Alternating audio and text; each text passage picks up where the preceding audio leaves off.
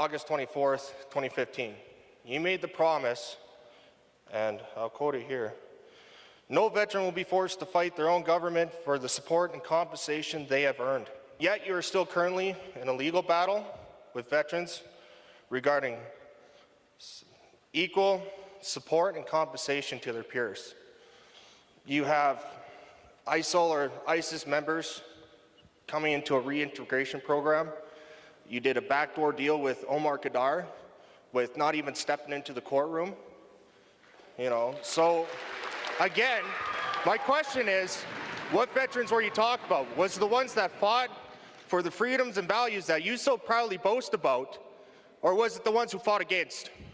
Because honestly, Mr. Prime Minister, I was prepared to be injured in the line of duty when I joined the military. Nobody forced me to join the military.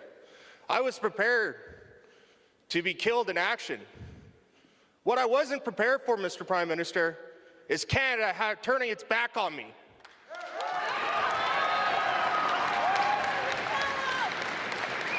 So which veteran was it that you were talking about? Why are we still fighting against certain veterans groups in court? Because they're asking for more than we are able to give right now. They are asking for more than we... Well, no, hang on. You're asking for honest answers. The old Veterans Charter involved lump sum payments and very little in the way of services. We have significantly invested in services, rehabilitation, support, investments in training, in support for caregivers and families that have gone a long way towards improving the quality of life and outcomes for veterans. And we cannot return to the amount of money that was given before without accounting for the money invested in services for veterans. And what I know from veterans I've spoken to is... All right, hi everybody, I am Misty Wind and I'm sitting here today with a new friend, Warren, who has a wonderful story, and he's marching across Canada right now and raising funds for a number of different charities. So do you want to go ahead and tell us what that's all about there, Warren?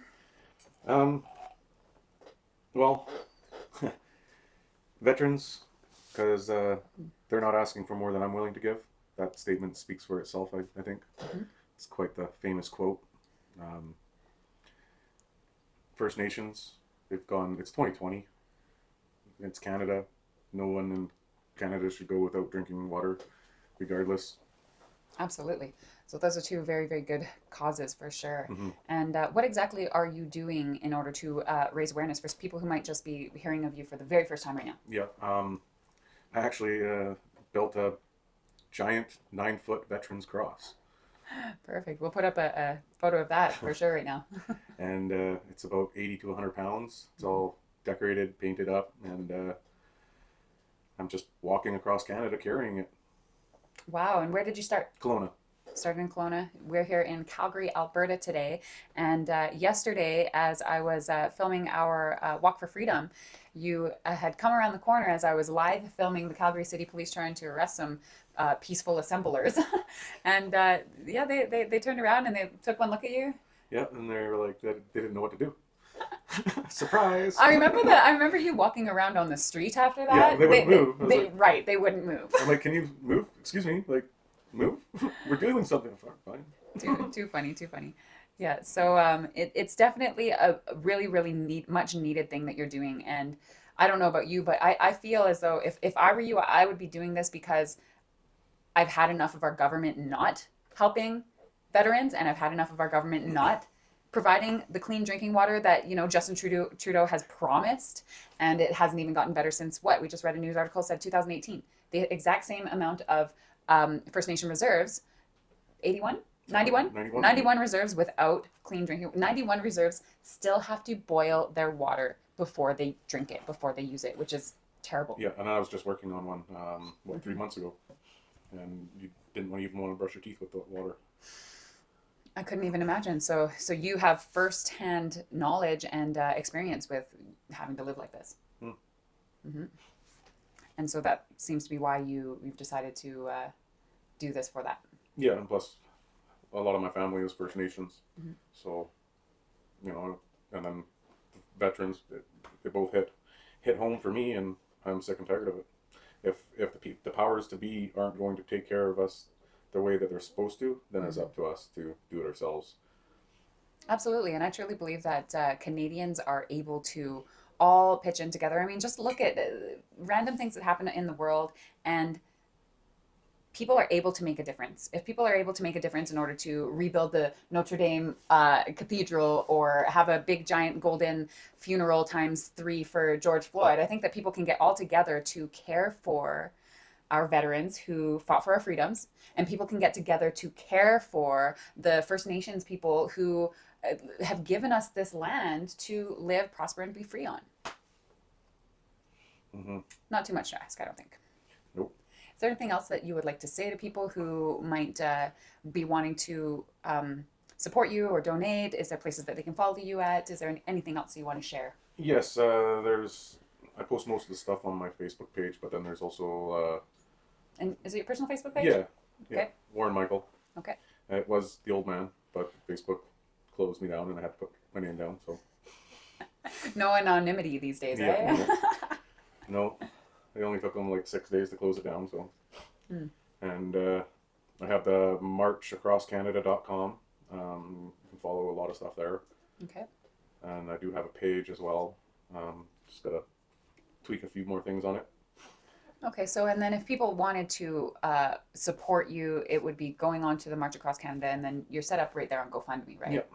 Yeah, or it's all on my Facebook page in my about me's. My email, the website email, and I think there was another link I put on there. I'd have to look, but Perfect. And when people go on there, they'll be either shown or directed. I mean, which ones are you supporting exactly? there's quite a few of them. I'm kind of supporting, but First Nations and veterans are my main goal. Right. A little lack of sleep, a little tired. You've been marching across Canada. Yeah, not only that, it's like a broken ankle and torn ligaments in my other ankle. So Oh yeah. Yes. How did this happen? I was out working out on the reserve, and I was changing a semi tire and slipped, and the bar slipped out, and my foot was planted, and I went over and snapped. And yet you're still walking across Canada, carrying a cross. I jumped right up, finished the job, started laughing, tried to walk it off, rubbed some dirt on it, didn't work, so I drove myself to the hospital. Wow, tough guy, tough old man. So, the main question that I have, and I think lots of other people might have too, is like, what really was the point where you decided, you know what, I'm not leaving this for my kids. the responsibility to take care of Or anybody else's. the messes that have happened, Mhm. and then why building a cross? Why walking across Canada with a cross? Because how else are you going to get the attention you need? Do something so outlandish that it might just work. All right, so getting attention with a 9-foot Foot cross. cross. It's a foot square by 9 1/4 inches thick. Yeah, I've seen it. It's pretty impressive. And it's also an art piece. It's actually a form. So if you want to make your mark in history, come put a screw or nail into it on Parliament Hill. Taking it all the way to Parliament Hill. Mhm. Yeah, I heard you speaking. It's chased. Okay, so you had somebody speaking for you the other day at the Walk for Freedom, and he did say something about when we get to Parliament, we're going to be asking a question or something. I can't remember exactly what he said. What did he say? Yeah, well, we doubt we'll get the even The response.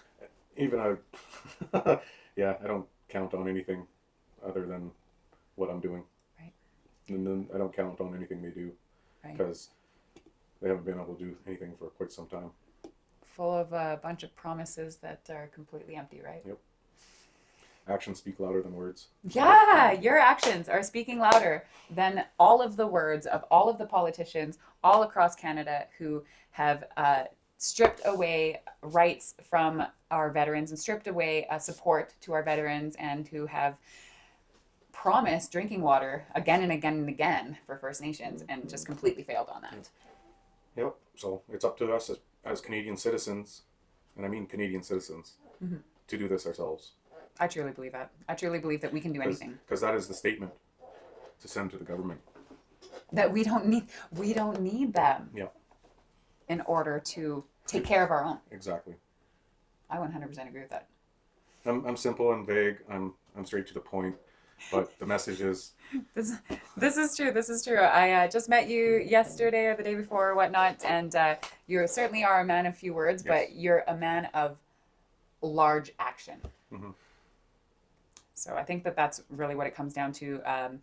Hoping that Canadians also go forth with that action as well, and it can be as small as the $5 that you would otherwise spend at Starbucks. if every Canadian pitched in $1, problem solved. Absolutely. 1 million Canadians pitch $5, problem solved. Yeah, I agree. I think that we can do it, and I really, really, truly hope that Canadians band together and get behind you, because this is a great movement, and I think that if you are successful in this, that other people will see that they can also make a difference and rally the troops, so to say. And as I leave out of Calgary tomorrow, Mm-hmm. I have the Canadian Regiment pilot vehicle leading the way, and a few other veterans with me. Oh, right on. So these are local Calgarians? Nope, That just they drove 3 days to get here, to be here. really? Yeah. Where from?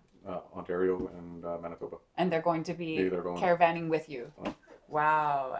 Like these are the type of, we need more people like this, people of action and not words, people who promise things and then deliver, people who don't just And I can't do it flake without, out. can't do it without you guys. I'm just walking. It's up to you guys. It's so true, it is. It's up to each and every single one of us.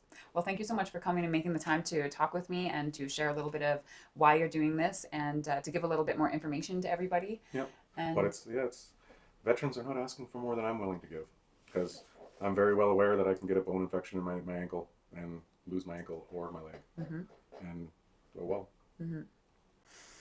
yeah, and I think what we sort of deducted that it would be good to put funds towards the Veterans Memorial Medical Center Society, Yep. and I think that the one sort of in the air factor is, how do we get clean drinking water to First Nations? So I'm working on getting all the information on that one, but there is a group right now that's working on that. So I'm trying to get the info on that to be able to donate that funds to that project. yeah, so I mean, if anybody out there has any information on how to donate those funds to that project specifically, Yeah, I've got the name of the person, but I'm waiting for a call back. Perfect. Yeah, it'll be wonderful for people to be able to actually see in real time their contributions do something, instead of here that it's going through, a bunch of red tape here, there, and paying a bunch of, people sitting behind desks everywhere. Yeah. No, this will go straight to the source. Not do. Wonderful. Well, thank you so much for coming out. I Thank you. appreciate it, and I appreciate the actions that you are taking towards making Canada a better place for lots of people to live, Thank you. and for the future for our kids. Yes. All right.